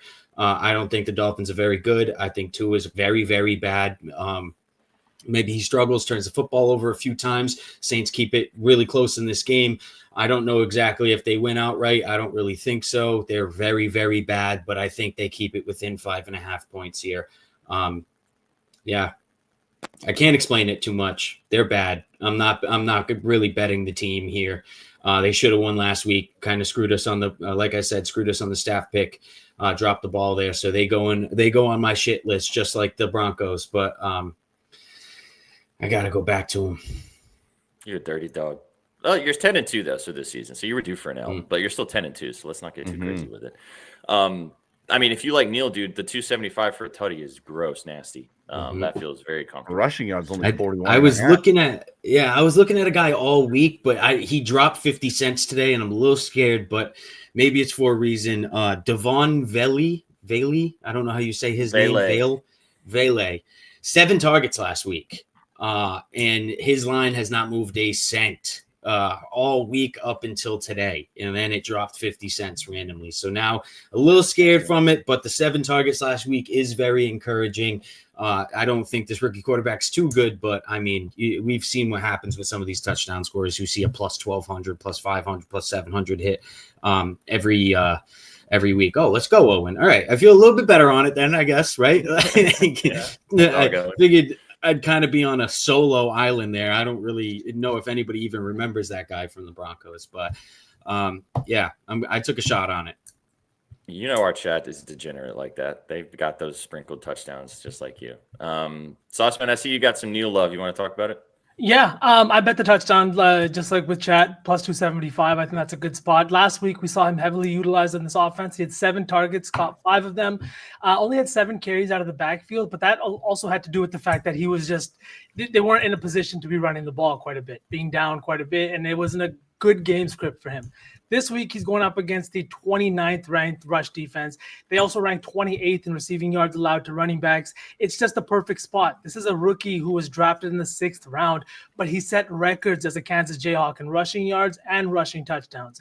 He finished his 4 seasons as a Kansas Jayhawk with 777 yards through the air and 77 receptions. He was really good in college, and this is a guy that the Saints team, I think, is looking to institute a little bit on this offense. This is the perfect opportunity. No Kamara, no Kendre Miller, and you have a opportunity against the worst rushing defense in the league. I think that he's going to go off today. I like the touchdown. I like the 61.5 rushing and receiving yards. And I'm just all the way in on this kid. Did you just say 777 receiving yards on 77 catches? Yep. Is that what you just said? Mm-hmm. Yeah. I just making sure I didn't hear things. That's all right. I got a play in this game. It's a little chalky. I really like the Neal play. I think it makes a lot of sense. I would not be surprised if we look up and he has 100 yards on the ground. I'm taking A-Chain over 117.5 rushing and receiving. I don't mean to sell you guys too much on this. Back-to-back weeks, he's had 165 and 225 all-purpose yards. If you think the Dolphins are going to win/cover in this game, or even if they don't and they're having to do a lot more, A-Chain's going to have a massive day. Tua's going to look for him in the passing game. He's the number one targeted wide receiver on this team as well. I know Waddle's up there now too, but 22 and 21 carries in back-to-back weeks. And the Saints rushing defense is not great. So I think that there's going to be plenty of opportunities for the other running back on the Dolphins side at home to get after it and get moving and grooving. Yeah, I love that one too. I think that 150 in 2 back-to-back weeks is insane. He's also had, I think, 11 receptions in those 2 games. I also did take this one just real quick. Waddle, anytime touchdown. It's on the same side, plus 130. He leads the Dolphins in red zone target share, and this is a Saints team that is giving up 2+ passing touchdowns to 8 of the 11 QBs they faced this year. And the combination of Kool-Aid McKinstry and Alonde something has given up like 14 touchdowns or 12 touchdowns just between the 2 of them. They've given up 20 passing touchdowns, 13 of which have gone to wide receivers. So Waddle at plus 130. I hate betting on Tua to throw a passing touchdown, but here I am once again holding this ticket. I like it. I mean, I feel like I know why Trizzy's taking the Saints. It does feel kind of like the side with the points, but I could see the Dolphins just railroading at the same time. Shock. Rather shock. He's due for a bounce back. He was so bad last week. Waller touchdown. I was What's up, looking PCR? at this too. I know Crazy Pellet brought it up earlier too. Is he back officially? Yeah, I would assume so if they're betting on him. So it's worth a sprinkle. When he was playing before he got hurt again, Tua was just like, oh, Darren's down there in the end zone, just throw it up to him. So I don't hate it. I love it. All right, let's close it out. Last early window game, and then we'll jump into the late window. Oh, Triz, can't wait to hear you talk about this game because this was nasty work, brother. Jets taking on the Falcons at home. 3-point dogs are the Jets, Jets, Jets. The Falcons, man, this game could just turn into that meme of those 2 clowns just punching each other in the playground. Like this is just a funky game. 38.5-point total. Now, Triz, tell us why this game was the one that you wanted to choose for your staff article play this week. One of the grossest lines on the board. That's exactly why. It is my MO. I will never deviate from my MO. This line is disgusting. This Jets offense has proved they can move the ball with Justin Fields, never mind Tyrod Taylor, a guy that's actually able to throw the football. And this Falcons team is coming off a big divisional win against the Saints where they looked really good. Kirk Cousins was really moving the football. I believe Drake London is out again today. So, again, all they have going on over there really, Bijan, Algier, Mooney, Pitts, if you rate them high, just not really too much of an offense going on here. This Jets team has won a few sneaky games here. I think they're going to either keep this close, keep it within a field goal. I think Tyrod Taylor is going to score on this defense. I think he's going to drive the football down the field. I like Mason Taylor to score a touchdown as well. It is one of Taylor's favorite targets in one of the games that he filled in for Fields this year. Taylor had 11 targets. I like that again today. This Falcons defense has shown they can break before. I don't rate Kirk Cousins too high. I think this is entirely a game the Jets can steal. I don't exactly think they're in real tank mode. They have been very feisty this year with whoever's playing quarterback. I personally rate Taylor a little bit higher. So, yeah, disgusting. Jets +3. It's nasty. I mean, if you don't like gross plays, I'd probably stay away from it. But again, a great point too, Maddie. I said both coaches fighting for their absolute lives. I like Aaron Glenn. I think he is a decent NFL head coach here. I think players do get behind him. I think this Jets team's got a little bit of life in them. I like these two wide receiver moves they made. I think Adonai Mitchell is very flashy. I think he can be a serviceable NFL receiver if he can get these drops under control. Which again, with how athletically gifted he is, I imagine that is going to happen. I've always kind of liked John Mechie. He was a very highly rated prospect coming out, and he got I think it was leukemia. He got a form of cancer, sat out his rookie year, and has never really had a real shot since. He's always been behind a few really stud receivers. This is his first team where he's getting like a real chance to shine, and I think he's doing great with it. Honestly, he's touchdowns in back-to-back weeks. I think he's been a great target for Tyrod Taylor, and like I said, just another reason for me to believe that Tyrod Taylor is going to move the football on this offense. And yeah, I think they're going to keep this close within a field goal. If it pushes, I'd understand, but I think they probably win outright. All right, brother. This is the week. Mm-hmm. AD Mitchell scoring a touchdown this week. I got the +320. I took the yards again, 34.5. He hit it last week. We talked about this kid, 7 and 6 targets in back-to-back weeks. You talked about Taylor. This Falcons offense or defense also was really good to start the season, and they've really been faltering over the last 3 or 4 weeks. I would not be surprised if we looked up today and Adonai Mitchell finally had 50, 60, 70 receiving yards and got loose for a touchdown. As you mentioned, Mechie has been really good with back-to-back weeks and touchdowns, so I don't hate his line either to score a TD, but I want some AD Mitchell love in my slips, and I think that he does get in the end zone this week as well. So I'm with you. Let's go. I think it's pretty telling. Mechie scored back-to-back weeks, but Mitchell is lower as far as pricing goes. Mechie's like 375. So think that could be telling as well. Adonai Mitchell also was like 10-1 2 weeks ago, and then last week he was like 4-1, and now he's pretty much 3-1. Mm-hmm. It's happening. It's happening today. Gentlemen, down low, you guys got anything in this game? Tracy kind of covered everything. That was all I wanted to talk about. No, this was the one game I didn't have any plays in. I kind of lean Nobody Falcons, wants to touch it. But yeah, nobody wants to touch it. All right, let's move towards – this is a really good point. I think that Raheem Morris is going to get fired in the offseason at this point, unfortunately. No matter what. And what I think is crazy, too, is he's getting stuck with the front office's decisions. You know what I mean? He's taking the brunt of the front office's decisions. You know what I mean? So he's going to be the scapegoat.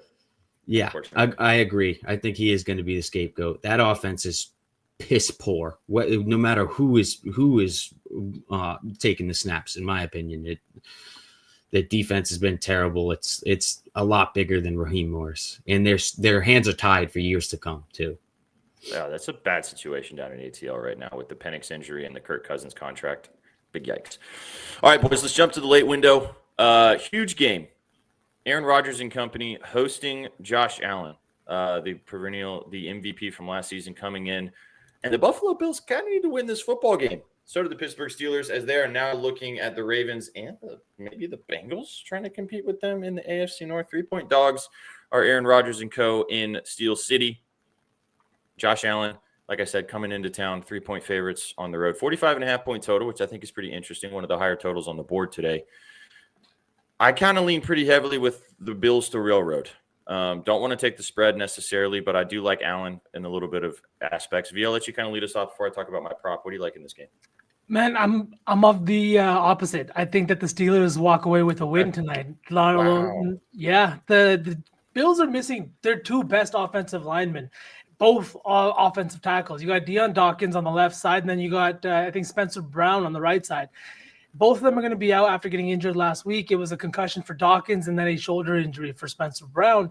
This is also coming in a game in which Josh Allen was sacked 8 times, threw, I think, 2 or 3 interceptions in that game, did not look comfortable. Now you're going into Pittsburgh on the road. up against a guy like TJ Watt, I don't think it's going to be the easiest of games. I also think that the fact they don't have any pass catchers, right? Keon Coleman was a healthy scratch back-to-back weeks. Even if he is playing again this week, how much confidence do you have?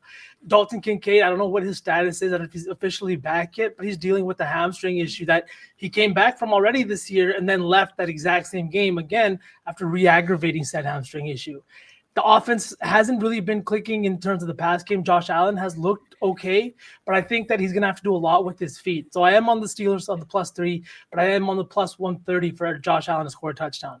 He's got 10 red zone rushing touchdowns this year. The Steelers are bottom 10 in rush yard success rate in the red zone. And if you're looking at it, I know there's James Cook there is always likely to maybe take some touches away, but he has 4 red zone touchdowns this year. Josh Allen has 10. This is the guy that they're looking to, and especially with no pass catchers, once you get in there within like 10 to 12 yards in that awkward kind of area, if you don't have somebody that's going to get open in short yardage, it's going to be Josh Allen doing it with his feet. And I think this is a must-win game with the way that the division is kind of playing out here. You just lost to Miami. You are 2-1 or 2-2 in the division. You cannot drop this game against another team that you might be battling for a playoff position late in the year. So I think that Josh Allen +130 for the touchdown, and then +3 on the Steelers, and then one ugly prop, Darnell Washington over 1.5 catches. He's got 5+ targets in 4 of the last 6 games with Aaron Rodgers under center. He is a 6'7", 263-pound tight end, and I don't even think that listed weight is correct. The guy is breaking tackles, and his yak ability per reception is fantastic. He's not going to have the highest target volume, but the Bills are bottom 10 in missed tackles. They have not done a good job of tackling or wrapping up. They are the 30th dead last in tackling grade. I think it'd be malpractice to not dump it off to the big man at least twice and see what he can do with it. So give me Washington over 1.5 receptions for -130. Sauce man, he admitted he's 310. Yeah, I was gonna say I couldn't remember what the number was, but I saw him on the podcast with Amon Ra. Yeah. Did you see him doing Cincinnati players last week, or was it 2 weeks ago? He was just tossing them, man. Chucking them to the side. One thing to mention about this before I have a prop, like I said as well. Aaron Rodgers is dealing with a couple broken bones in his left wrist, so he is banged up. Now he's also 40 years old, so it's going to be interesting to see if he's able to finish this football game. Because I mean, one bad hit on that wrist, I think it's a pain tolerance thing at this point because it's not his throwing hand, but like it's got to be in pain. I mean, so maybe we get a Perk Rodgers performance today. We'll find out.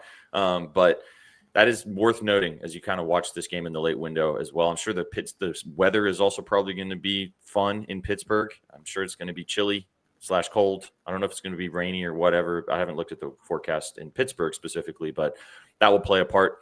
I'm taking the chalk, boys. Give me Josh Allen over 233.5 passing yards. I like the angle that you talked about, Sauce Man, with him to run with his legs. If you want to take the passing and the rushing put together, that's fine. This Pittsburgh defense is the worst secondary in the NFL. They allow the most passing yards per game to quarterbacks. Josh Allen's also thrown for 250 plus in 4 straight games. He's doing a little bit of everything. Keon Coleman is also back this week. He will be active as well. So it seems like that his little timeout time is now over. And I think Sean McDermott has also probably had to finally eat his crow and just say, you know what, we need this dude out here to catch passes, regardless of how I feel about him. Personally, I think this is a nice spot for Josh Allen to cook today. So give me the 233.5 passing yards. Don't hit the 250 plus. I like the touchdown angle that you talked about as well.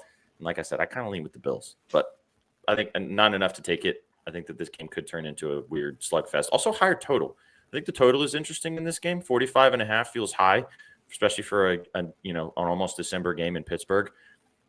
Last point, I sprinkled this earlier this week. I don't know, and I'm just going to say it out loud for the chat listening to us right now. What would you guys say if you had to pick right now the odds in the AFC North? Who would you say is the favorite right now to win the division? The Ravens. Okay, Ravens for sure, -175. Steelers right after them, +190.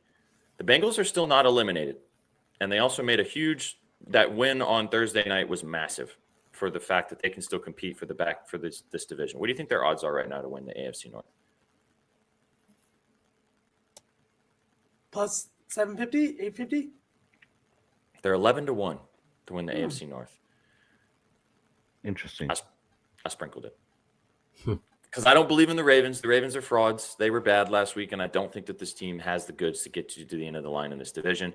I also think that the Steelers could maybe crap out as well. Joe Burrow's back. They need to win like 3 or 4 games in a row. This line completely changes, and then the situation is completely different in that division. So I think you're getting good value right now on the Bengals at 11-1 to possibly win this division. But we'll find out if it's just a donation. Anybody got anything else in this game specifically before we move on to the last game? I hate to rain on your parades, V, but I took the Bills today, man. I think they roll. I think it's a big bounce back, man. I really do. So I went against Daniel Jones's injury, but I think Aaron Rodgers' injury is a little bit more real, in my opinion. We saw him not play last week. Here we are a week later. I imagine he's going to have some trouble taking some snaps under center. Even if he does, I imagine they're going to probably be in shotgun for most of the game. And I think that might limit their offense here. I've seen the Steelers be fake sharp in a few different times this season. I think this is probably one of them. I think the Bills are going to probably bounce back with a vengeance today. I could see them putting up 40 points. I really could. I wouldn't be the Bills -3 seems very, very square, but surprisingly it's not. What's actually very square in this game is the under. A lot of people are slamming the under 45.5. It was actually 45 and it moved up to 45.5. So I kind of just think, Matty Ice, I was about to say the exact same thing. I think it's the Bills in the over. I think the Bills kind of put BTA today. I love it. I think so too. But it's nice to we're getting both sides represented here. We'll see what happens. Suk, you got any thoughts on this one? You love the Steelers. Anything else you want to add in before we move on to the last game in the late window?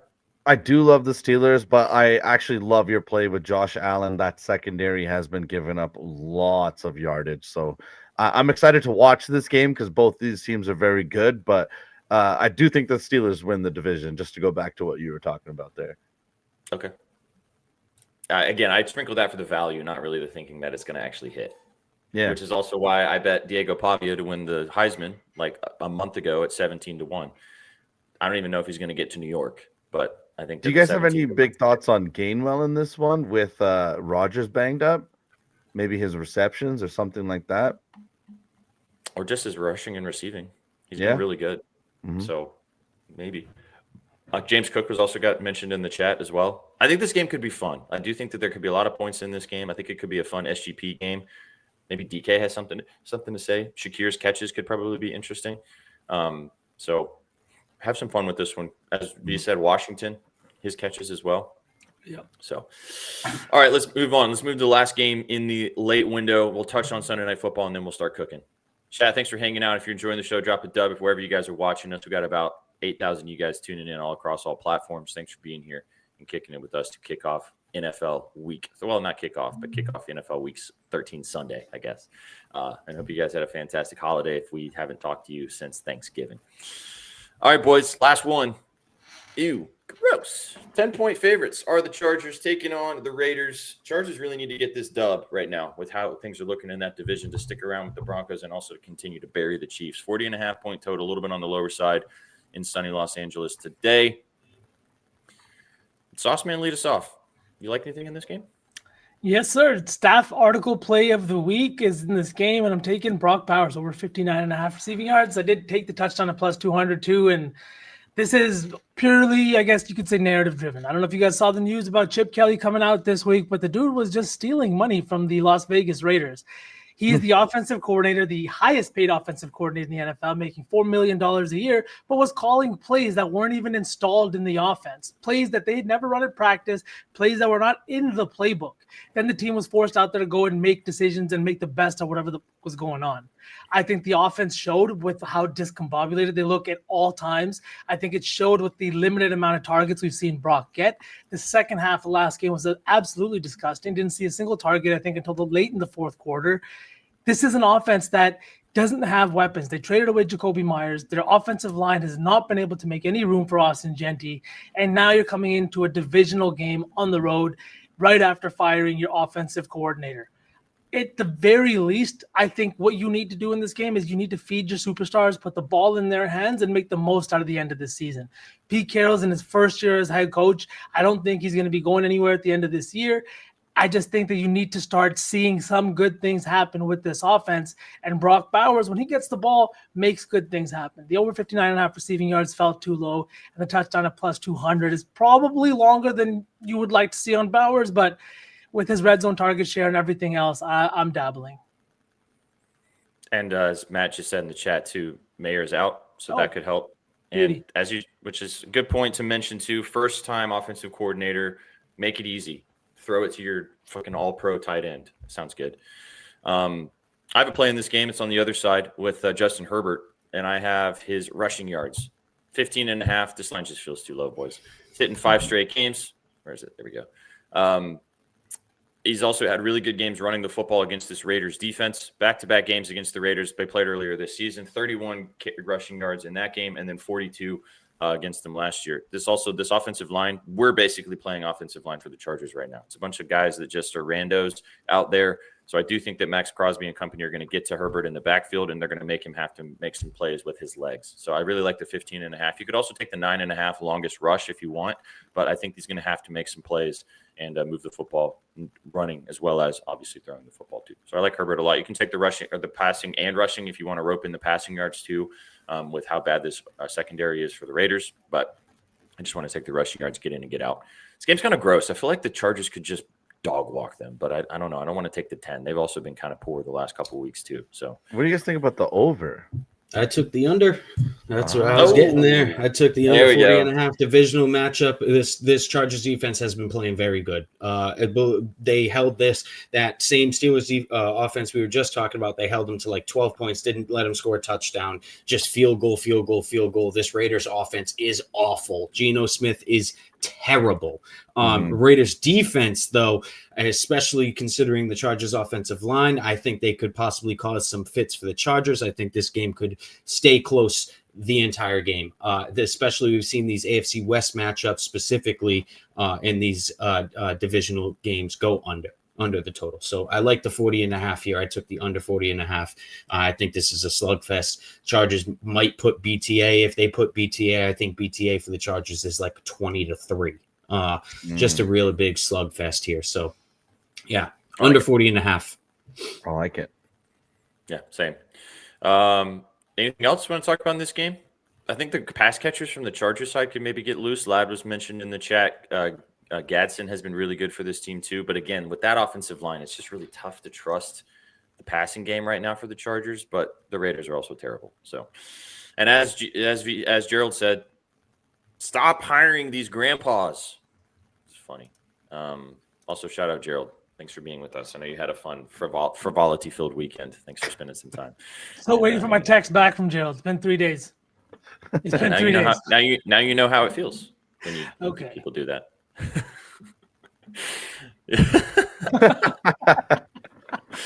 Blasted. All right, let's touch on Sunday Night Football, and then we can start cooking. Been a good show today, boys. It's gonna be a fun slate. I mean, I know it's kind of gross, but these games are starting to mean more and more. And I think we've covered a lot of really good stuff today. I think we're hitting a parlay today. I don't know which one, but we're hitting something. Who has major thoughts on Sunday Night Football? We've got the Commanders taking on the Broncos here. 6.5 point favorites are the Commanders at home. Getting some help as McLaurin and Deebo Samuel have returned to the lineup, but still no Jaden Daniels. Marcus Mariota's getting the start. Broncos just keep winning. Those damn donkeys. 6.5 point faves on the road. Bo Nix and company looking to stay atop the AFC West. Should be a fun one on Sunday Night Football. Maybe it's just totally Broncos BTA, but maybe the Commanders have something to say here, man. I don't know. The Broncos are frauds. You know how I feel about this team. Trez, you kind of shaking your head. What do you think? Man, I feel like it needs to be said. We've now gotten like 13 straight primetime unders. Like 13. It's I know it's definitely 12. It might be 13. It's one of the two, even still insane stat. Like that's how are we not just blindly taking this at this point, right? But I know as soon as I get on this under train is when it comes crashing. So I'm going to stay away again, but this probably, I mean, it's a pretty gross game. Yeah. I feel like you would go and take the under anyway. So maybe this is the over that snaps the streak. I'm not trying to get in front of that train either. So I feel like it needs to be talked about. We have had 12 to 13 straight primetime unders. I think it's. I mean, the over is a hit in 8 of Washington's last 10 games at home, Triz, but it's plus money to take the over right now. It's big. Do you know what I mean? Like I just mentioned, People are catching 12, on, 13 straight, man. What the hell? Sheesh. Well, and also the Broncos defense is no joke. Even without oh God, I just blanked on his name. Surtain. Surtain, yeah, thank you. And that's how that feels. Yeah, I know. That's it's karma, you know. Yeah, but without Surtain, this defense is still really good. One of the best offensive lines in football as well. And Commanders are just putrid at the moment, unfortunately, all across the board. I don't know, man. The line feels kind of short. Sauce, what do you think? Man, I don't know. It doesn't feel short to me. I think the Broncos kind of roll in this one. Really? Not going to lie. I think the defense is really good. I think they're going to present some problems for Marcus Mariota. I think that offensively, they're coming off a bye week, right? Like you probably installed a couple new offensive plays. You are really just kind of rolling, whether it's ugly, whether it's whatever. Like nobody in the Broncos locker room believes that they're winning ugly. All they see is the record on their on the standings. And I think that Troy Franklin at plus 170. This guy has been fantastic in his second year. The connection with Bo Nix is really starting to develop here. And in games where Bo Nix is throwing 2+ touchdowns, one of them is usually going to Troy Franklin at plus 170 here. I'm also looking at this just because Mike Sansratel, I think that's how you pronounce his name, for the Commanders, has been one of the worst slot cornerbacks in the league.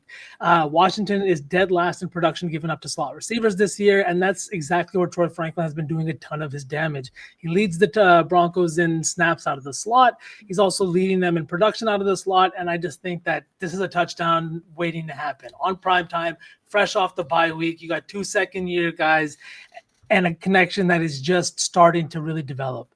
So give me the plus 170 on the touchdown, and I had nothing else in this game. Oh, at the 5.5 I took. The 5.5 on the Broncos. 5.5, sorry. Oh, okay.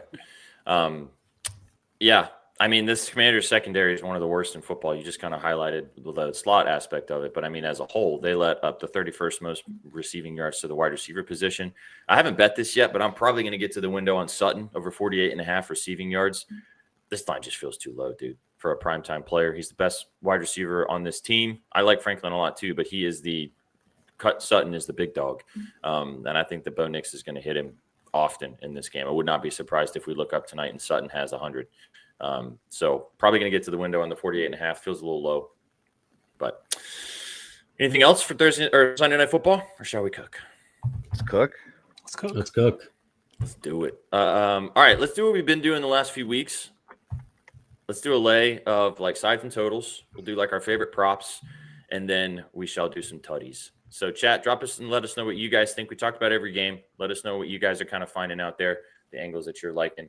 Let's do sides and totals first. What do you guys want to? What kind of stood out to everybody today? We kind of were on the opposite side of some stuff, so let's avoid the stuff that we're really on the opposite side of. How do you guys feel about that? The over in that Bills Steelers game. I know that we're kind of on opposite sides of the as in the Bills and the Steelers on the spread, but do we all feel like that there's going to be points, the 45.5?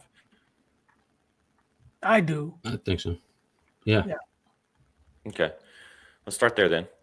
Go over in the 45.5 for the Bills Steelers. Man. Do we take the under in the Cardinals game?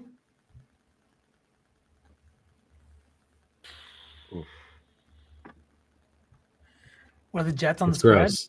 I like the Jets. I like the Jets on the spread if we're going nasty a little better, to be honest. All right, let's take the Jets. Jets plus 3. Okay. What about that Browns over? That one was nasty too. That is gross as well. Oh. I don't know. That is nasty. I feel like that's what today is, though. It's gross. It's gross. It's gross. There's not many, you know. How about, why don't we just do, all right, Jets plus 3, the over in the Bills game. Do we want to take I kind of like the Tampa Bay and Arizona under 44.5. No, we get down with that. I know you said it first, V. And then do we close it out with a primetime under to ride the trend? Sunday Night Football? 43. I really don't ride the trend at 13 and 14 in a row, but I mean, if Trizzy says we're riding with the squares, I'll do it. Mm-hmm. Yeah. All right. There we go. Closing it out with the 43.5 under. Yeah. All right. Let's do it. Okay, chat. The over 45.5 for the Bills, Steelers, Jets +3, under 44.5 Bucks, Cardinals, and then the under 43.5 for Broncos, Commanders, plus 1,100. That'll do. Nasty. Let's get nasty. As Trish said, this is a nasty slate. We got to get nasty with it. Okay. Favorite props? Sauceman, do you want to double dip on Bowers here, or did you like something else a little better?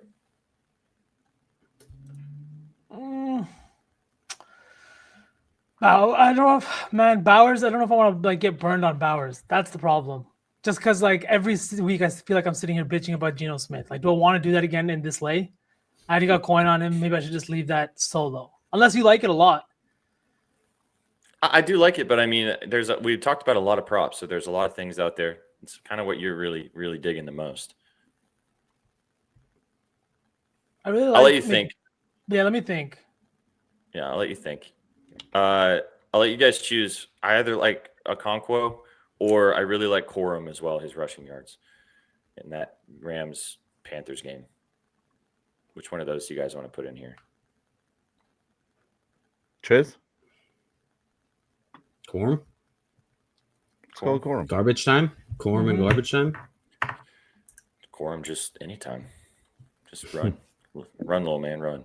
34.5. Okay. Sook, what's your favorite?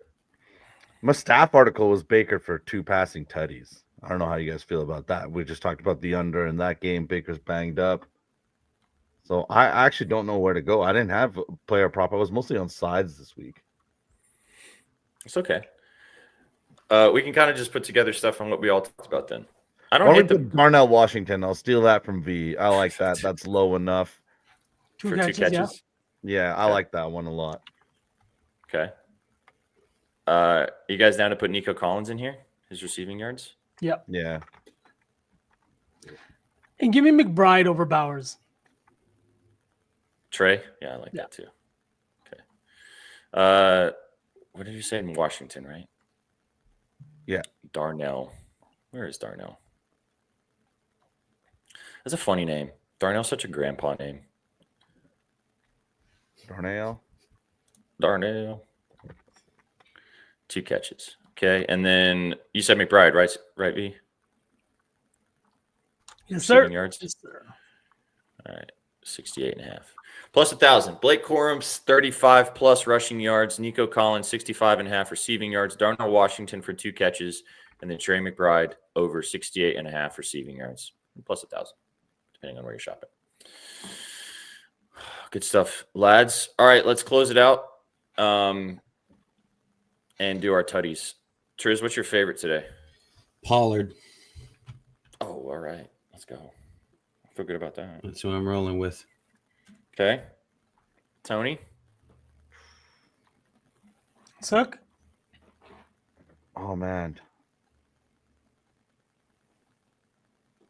Cook's only plus 100. That's okay. James Cook, that's not bad. Yeah. That's fine.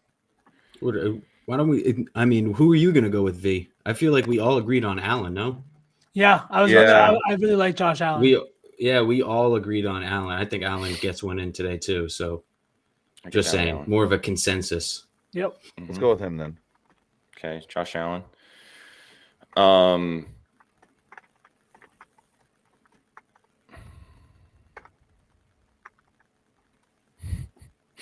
James Cook just scored the first touchdown, by the way. Oh, absolutely. 1,000%. 100%. I'm between Waddle right now and Troy Franklin. What do you guys liking more out of those two? I mean, Troy Franklin, take us home and tuck us in on primetime could be fun. Yeah, it could. I mean, go into Sunday night sweating something. Yeah. Mm-hmm. Sweating 2 days maybe, hopefully, with the sides and totals.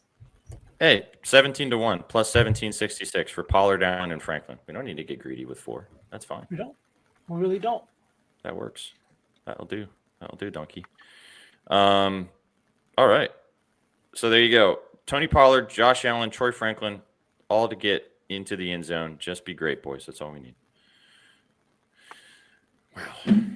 Great stuff, lads. Yes, sir. There's your touchdown lay. If you want a tail, feel free to do so. Bet responsibly, as always. This sides and total lay is scrolling at the bottom of the screen. And the Gridiron 4, Blake Corum for 34, 35 rushing yards, depending on where you're shopping. Darnell Washington for 2 catches. Nico Collins, 65 receiving yards. And then Trey McBride for 70 receiving yards plus 1,000. Great stuff, guys. It's going to be a fun day today. Which game are you looking forward to watching the most? Bucks. Colts. That's going to be a good one. It's going to be gross, but I am looking forward nasty. to it. I hate being on the other side of Trizzy. I'm stressed now. Yeah, I'm excited. At least you know if you're not going to win, your homie wins. Yeah, I got smoked last week too. So if you know what I mean, like it might be a good week. Who knows? You said Steelers, right? Steelers. Yeah, I'm excited for that one. It's gonna be a good game. I'm excited to see if the Titans play good football today, and if they don't, that's fine. I can just continue to hate watch them. It sounds good to me. Great stuff, Chad. Thanks for being here for the Gridiron Gang to kick off your Sunday for NFL Week 13 right here on the Betting News Network. We appreciate you guys for tuning in. Give us a follow if you haven't already on YouTube, on Twitch, or on X. We appreciate you guys for hanging out with us every single Sunday to send you off into the slate. Shout out to our partners at Rithmm. Go check out everything they've got. Use our promo code VIBES25 if you want to download their fun model information. And also check out our sponsors at BetOnline to bet everything every single Sunday with the well, we don't have a promo code anymore. Actually, we do. BNBOL55. You can go check it out and type it in to get 55% deposit bonus dropped into your account by our friends at BetOnline. All right, lads. Great show. You guys got anything else before we get out of here? Happy Sunday, boys. Hell yeah. Happy Sunday. Happy Sunday. Enjoy the slate. You guys came for the winners and you stayed for the vibes. Have a fantastic rest of the Sunday and enjoy the games tonight. Take it easy, chat. Peace. What you know about rolling down in the deep?